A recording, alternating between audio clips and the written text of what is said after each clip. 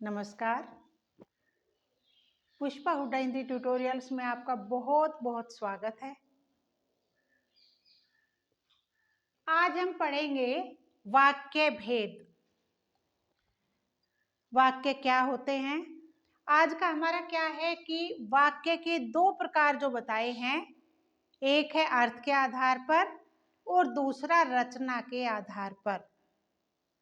तो बेटा हमने रचना के आधार पर पिछली वीडियो बना चुके हैं, आज पढ़ेंगे अर्थ के आधार पर। अब वाक्य क्या होते हैं पहले ये समझेंगे। वाक्य क्या होते हैं?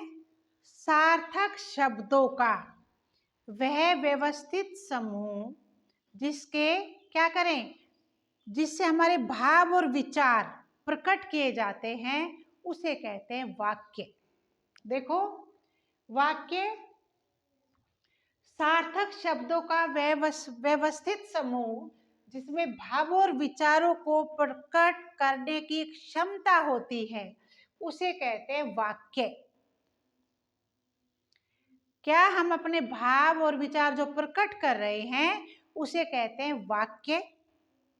और वाक्यों को, अब वाक्य के मैंने क्या बताया, दो प्रकार होते हैं। एक होता है अर्थ के आधार पर और दूसरा होता है रचना के आधार पर। तो बेटा रचना के आधार पर एक अच्छी सी विस्तृत सी क्लास ले चुकी हूं मैं 2 बार।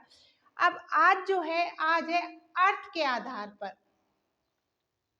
तो अर्थ के आधार पर वाक्य में किस प्रकार के अर्थ का बोध हो रहा है और उसी आधार पर वाक्य को वर्गीकृत किया जाता है, उसी आधार पर उसका वर्गीकरण किया जाता है।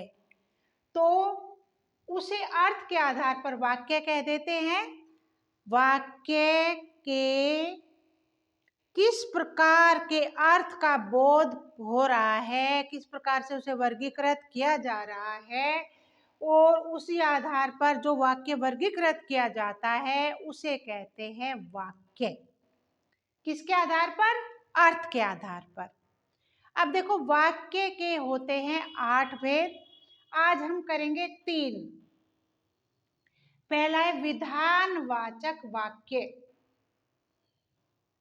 जिस वाक्य में कार्य करने की निश्चित सूचना मिलती है, जिस काम को करने की हमें निश्चित सूचना मिलती है, 100% सूचना सही मिलती है और उसको जो का त्यों मान लिया जाता है, उसमें कोई परिवर्तन नहीं किया जाता बेटा।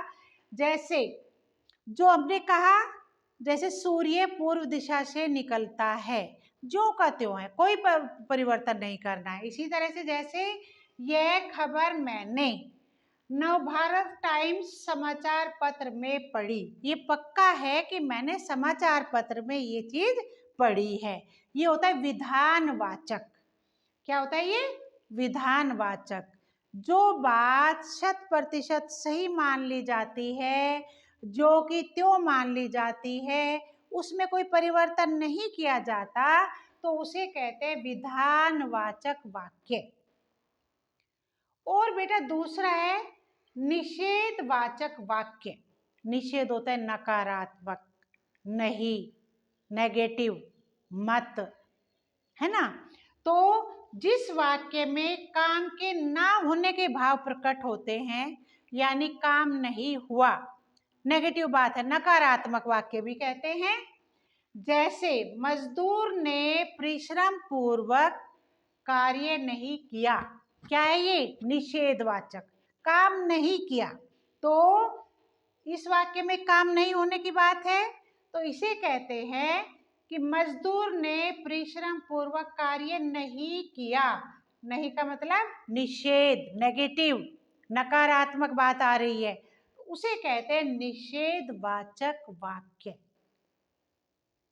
अब तीसरा जो है प्रश्नवाचक वाक्य। इसमें क्या होता है? क्वेश्चन करना। जिस वाक्य के माध्यम से कुछ पूछा जाता है, कोई प्रश्न किया जाता है, क्यों, कहाँ, क्या, किसका, किसको, किसने, है ना, ये जो बातें पूछी जाती हैं, उसे कहते हैं प्रश्नवाचक वाक्य। जैसे कल आप कहाँ जाओगे, आज आप क्या कर रहे हो, क्या युवा क्रांतिकारी गुप्त स्थानों पर जाकर एकत्रित होकर योजनाएं बनाते हैं? क्वेश्चन। क्या तुम्हारी परीक्षाएं चल रही हैं, है ना? क्या बोर्ड की परीक्षाएं खत्म हो चुकी है? क्वेश्चन किया जाता है। तो तुम कहाँ जा रहे हो?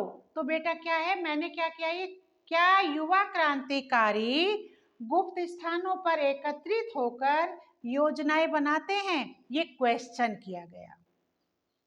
तो बेटा अर्थ के आधार पर वाक्य चले हैं, अर्थ के आधार पर जो वाक्य में परिवर्तित होता है, उस परिवर्तन के आधार पर ही जब हम देखते हैं उसको वर्गीकृत करते हैं, उसे कहते हैं अर्थ के आधार पर वाक्य।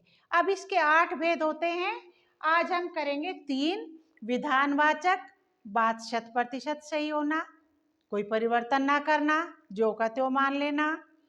निषेधवाचक, नेगेटिव, नहीं, कोई काम नहीं होना, नकारात्मक मानना। प्रश्नवाचक में कोई क्वेश्चन पूछना, कहाँ, किसका, कौन, क्या। तो मेरे विचार से आज की क्लास में आपको ये तीनों वाक्य समझ आए होंगे। कल फिर क्लास लेती हूँ, तब तक मेरे चैनल को सब्सक्राइब कीजिए, वीडियो शेयर कीजिए। आपका बहुत बहुत धन्यवाद।